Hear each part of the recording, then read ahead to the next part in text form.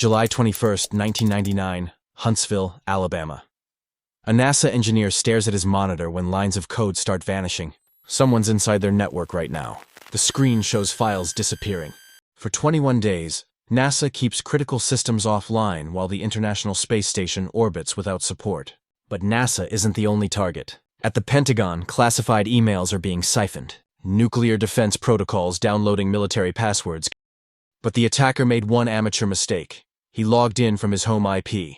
The FBI traces it to a residential address in Miami. Agents gear up, expecting a foreign operative, a terrorist cell. They kick down the door to find a 15-year-old kid in his pajamas still at his computer. Who was this teenager, and how did he breach the Pentagon?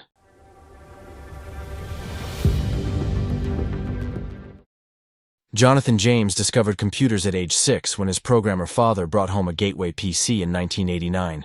Within months, the kid had memorized every menu, beaten every game, and started asking questions his dad couldn't answer. By age 8, Jonathan cracked his first password. The parental controls meant to limit his screen time. His father found him at 3 a.m., eyes bloodshot, fingers flying across the keyboard. The punishment? He got the computer confiscated for 2 weeks. But Jonathan's response changed everything. He broke into Palmetto Middle School's grading system, changed his C in math to an A, printed the modified report card, and slid it across the dinner table. "Give me back my computer," he said, "and my grades stay perfect." His mother's fork stopped midair. His father recognized the code on the printout, SQL injection, a technique most programmers didn't master until college. Their kid had just executed digital blackmail. They returned his computer that night. Online, Jonathan became comrade. No profile picture, no personal details, just raw skill that made veteran hackers take notice. In IRC channels like Hack the Planet and 26,000, he absorbed techniques that textbooks wouldn't teach for another decade. Buffer overflows, packet sniffing, port scanning. One mentor, Handle Most Hate, taught him the cardinal rule. Never hit the same target twice. Always escalate. Jonathan took notes in a spiral notebook he kept locked in his desk drawer. Notes that would later become evidence. His first real target came in February 1999, Bell South, the telecom giant serving 22 million customers across 9 states. Jonathan scanned their network for 3 nights straight, found an unpatched Solaris server running an outdated version of SendMail, and slipped inside. He navigated through customer databases, billing systems, internal emails. The company's entire southeastern communications infrastructure spread before him like an unguarded city. He downloaded nothing, changed nothing, left no trace except a single line in a log file that administrators wouldn't notice for 8 months. The penetration lasted 4 hours. Jonathan called it practice. But practice for what? At 15, Jonathan had already breached a Fortune 500 company that handled communications for millions. School felt pointless. Why study calculus when you could reprogram reality? His bedroom walls displayed no posters of athletes or musicians, just printouts of network diagrams and assembly code. While classmates worried about driver's permits, Jonathan studied declassified NSA documents about Tempest shielding. He was collecting zero-day exploits. And late one June night, hunched over his custom-built Linux machine, he found the ultimate collector's item, an unsecured server with a gov domain. The IP traced to Huntsville, Alabama. He didn't know it yet, but he just discovered NASA's front door. Would he try the handle? What would he find behind it?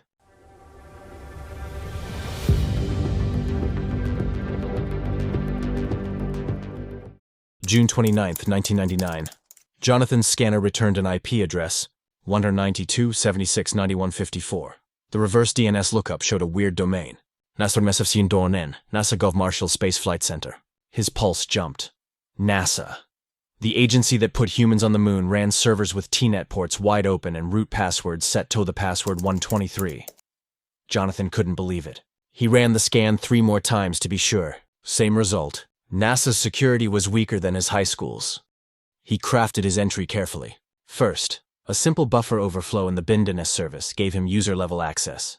From there, he escalated privileges using a local kernel exploit published just weeks earlier. Within 17 minutes, he owned root, the admin access on 13 interconnected machines. No alarms triggered, no administrators noticed. NASA's own documentation, which he found on the compromised servers, showed these systems managed environmental control and life support systems, ELSS, for the International Space Station. The code controlled oxygen generation, carbon dioxide removal, water recovery, temperature regulation, everything keeping astronauts alive in the vacuum of space. Jonathan initiated the download at 11:43 p.m. His 56K modem pulled data at 5.2 kilobytes per second. The ECLSS source code comprised 3,471 files totaling 38 megabytes. At this speed, 2 hours minimum, he watched the progress bar creep forward, each percentage point representing code that NASA valued at $50,000. This wasn't some corporate database or phone records. This was the software barrier between astronauts and death. By 1:52 a.m., transfer complete. Jonathan had the entire ECLSS code base on his hard drive. NASA's intrusion detection system finally noticed anomalies. On July 7th, 8 days after Jonathan's infiltration, System Administrator James McCarthy spotted processes consuming unusual CPU cycles on the Mars Pathfinder support server. He traced the intrusion back through audit logs. Someone had installed a rootkit, created backdoor accounts, and exfiltrated data. McCarthy made the call that would cost NASA 3 weeks of downtime. Shut everything down, now. Engineers disconnected 43 servers from the network. Mission-critical ISS operations moved to backup systems running on isolated machines. Every line of code required verification. 3.22 million lines across multiple systems. The International Space Station, orbiting at 17,500 miles with 6 astronauts aboard, operated on emergency protocols while NASA searched for contamination. Meanwhile, Jonathan studied his prize. The ECLSS code revealed NASA's approach to fault tolerance, redundancy patterns, and sensor calibration algorithms. But something bothered him. The code quality was terrible. Deprecated functions, hard-coded values, and comments in 3 different languages. NASA's million-dollar software looked like a college group project. "This is crap," he posted on IRC. "My Linux kernel has better error handling." Another hacker responded, "If NASA is this weak, imagine the Pentagon." Jonathan's fingers hovered over his keyboard. The Pentagon, the Defense Threat Reduction Agency, nuclear weapons, biological warfare, chemical defense. NASA had been embarrassingly easy. How much harder could the military be? What classified systems could a 15-year-old access from his bedroom?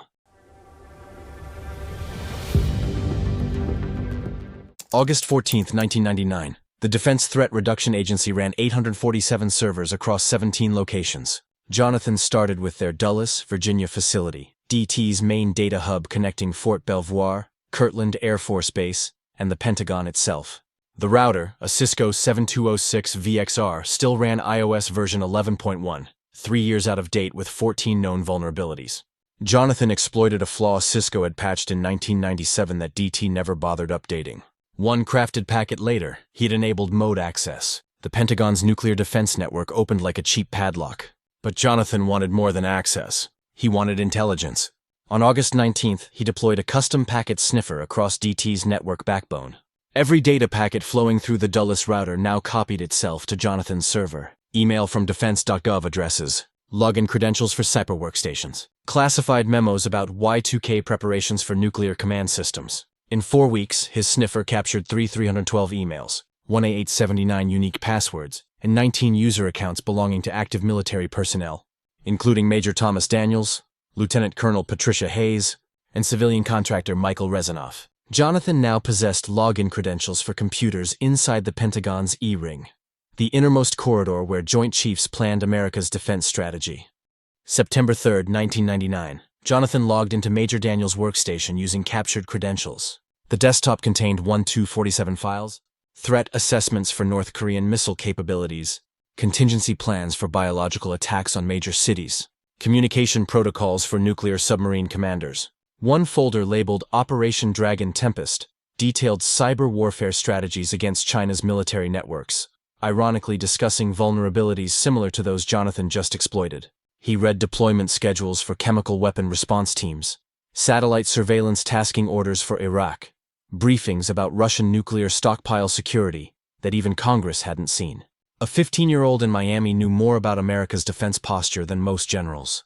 The most sensitive find came on September 18th.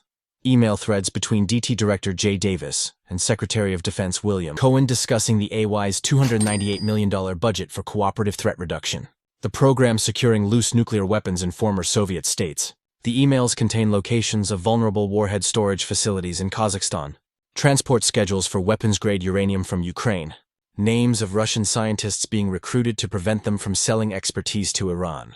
Jonathan read about Operation Sapphire, where America secretly airlifted 600 kilos of weapons uranium from Kazakhstan to prevent theft. These weren't historical documents. They described operations happening right now, while Jonathan watched from his bedroom. Yet Jonathan never sold, leaked, or weaponized this information. He created a folder called Pentagon Trophies and locked it with 256-bit encryption. On his IRC channel, he bragged obliquely, "I could start World War II with what I know." Another hacker challenged him to prove it. Jonathan posted a single sentence from a classified memo. The channel went silent. Everyone understood Comrade had penetrated the highest levels of American defense. But how long could a teenager keep such dangerous secrets?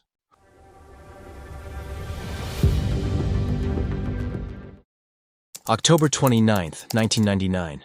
DT security analyst Rebecca Foster noticed data anomalies in the Dulles router logs. Subtle but consistent patterns suggesting packet duplication. She ran a trace. Someone had been siphoning their entire data stream for 10 weeks. Foster's report triggered Flashpoint Alpha, the Pentagon's highest cybersecurity alert. Within hours, investigators from the Air Force Office of Special Investigations, Naval Criminal Investigative Service, and FBI Cyber Division converged on DT headquarters.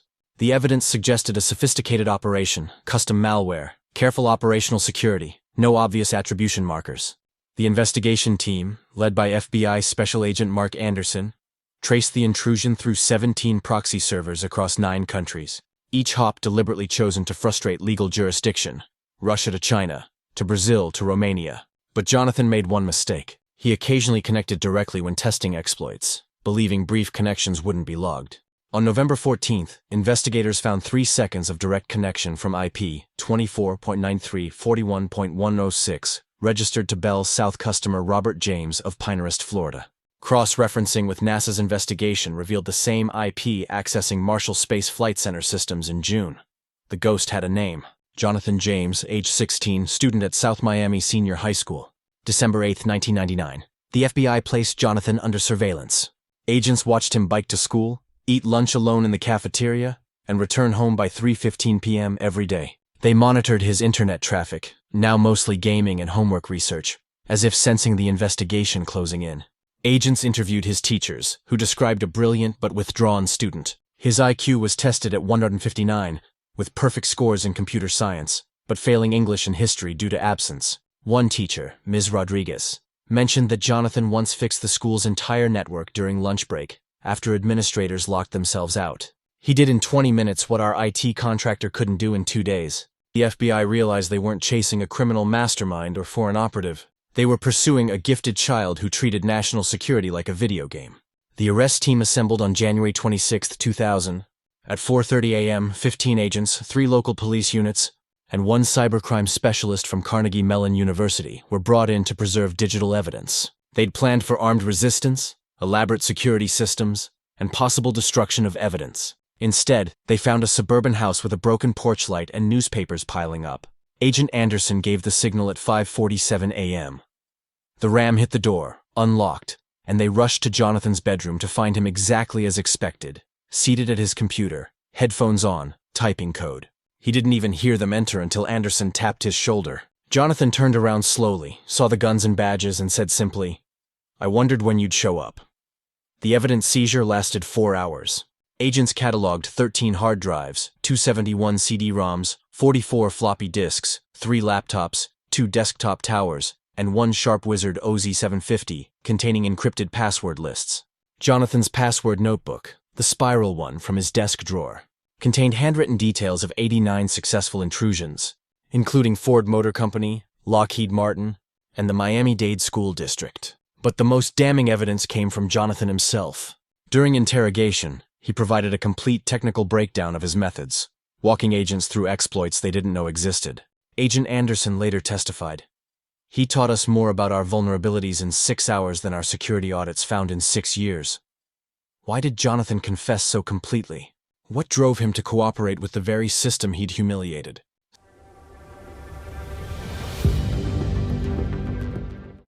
September 21, 2000.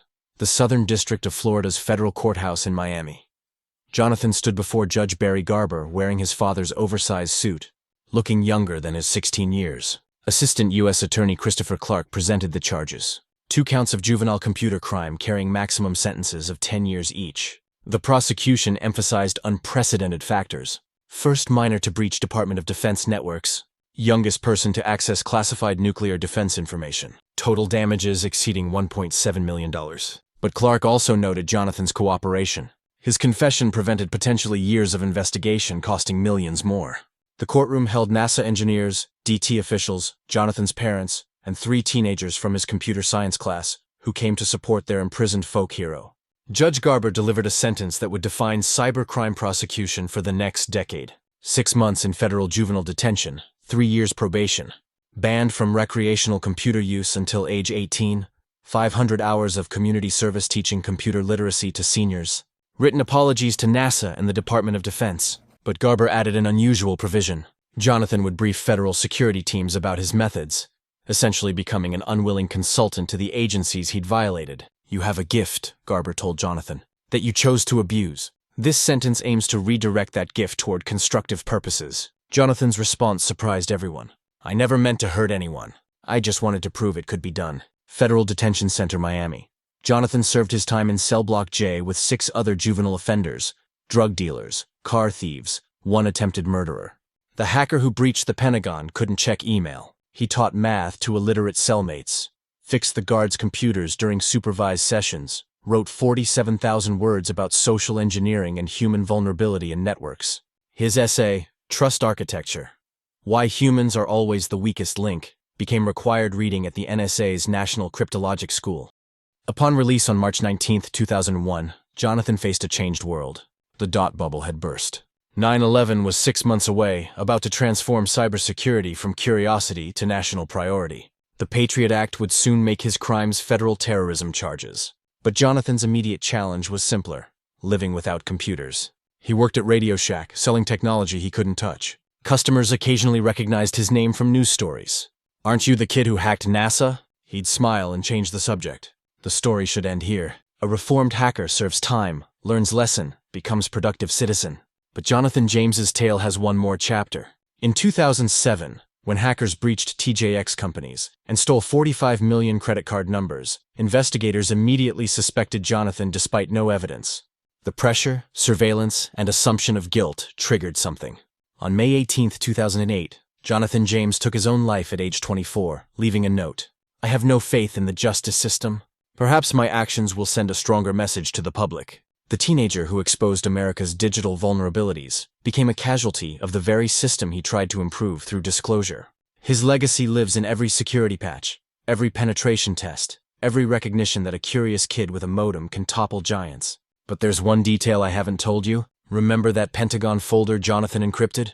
Pentagon trophies? The FBI never cracked it. Somewhere on a seized hard drive in an evidence locker sits classified defense information protected by a dead teenager's password.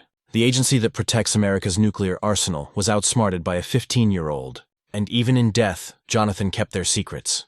His story would inspire a new generation of teenage hackers, each one younger and bolder than the last.